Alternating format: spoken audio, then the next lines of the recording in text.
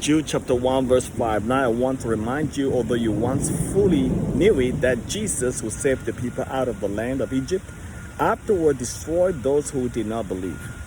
This is pretty shocking. I mean, this is powerful because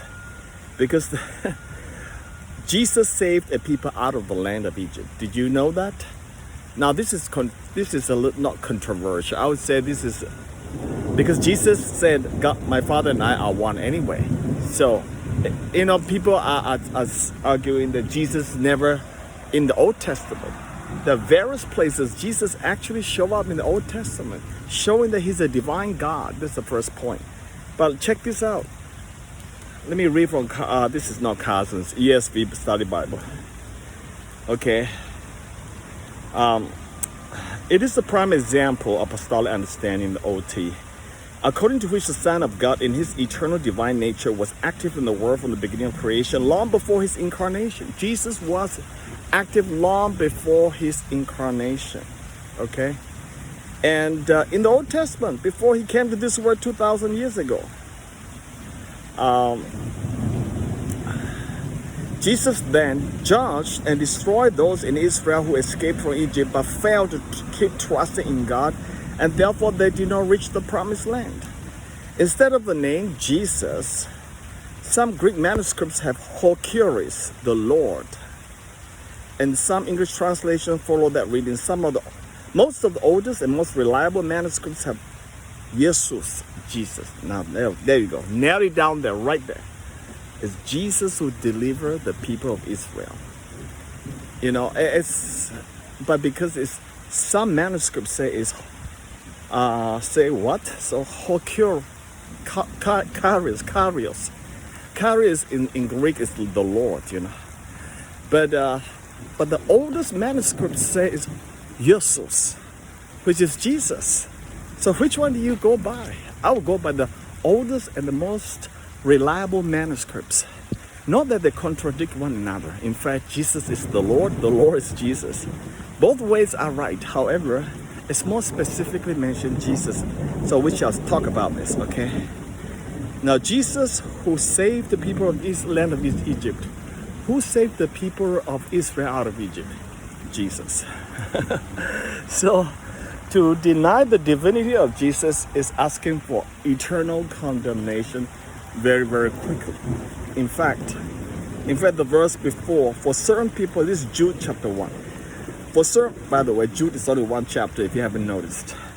For certain people have crafted and noticed, who long ago were designated for this condemnation, ungodly people who pervert the grace of our God into sensuality and deny our only Master and Lord Jesus Christ. Two things these people crafted into the church. And what do? These ungodly people who have been designated, who has been destined for this condemnation long before, okay, it says this, long ago were designated, before they were even born. What did they do? They pervert the grace of our God into sensuality. Now let's talk about this one. All right, so what happened? They pervert God's grace into sensuality. Okay, so the 2 Peter 2:2 said the same thing.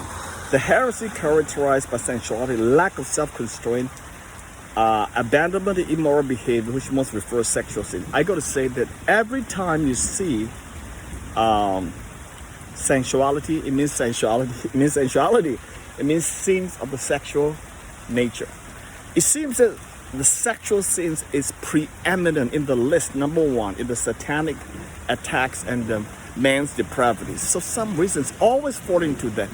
Any wonder why today in America we face the biggest upheaval of our moral civilization, and that is called transgenderism. Is invading this month is Pride Month, okay? So, but God has intervened, and some big corporates want to display pride, transgenderism like Bud Light, and Target that lost $27 billion and $10 billion respectively in literally less than a month, guys. So that's the word the saying that says, go walk, go broke. Go walk, go broke. It's like they have been upper hand for so long. Nobody seems to be able to stop them. The churches are retrieving in silence. Some of the churches are capitulated and they're turning to gay. You know, they have the gay pastors, gay priests, in the name of tolerance. But you see, the thing is, God stepped in. When does God step in? In the very pinnacle of the festive season of LGBTQ, the Pride Month. God stepped in. You know, it takes nothing of divine to stop this. This momentum onslaught is incredible. The White House has already put out a notice, even I just saw on the Twitter, that White House order that hospitals offer treatment of LGBT children, LGBT children, not the children of LGBT parents, but children who are LGBTQ. So you are labeling children under 10, under 5 LGBTQ now. This is the indoctrination, massive evil that's happening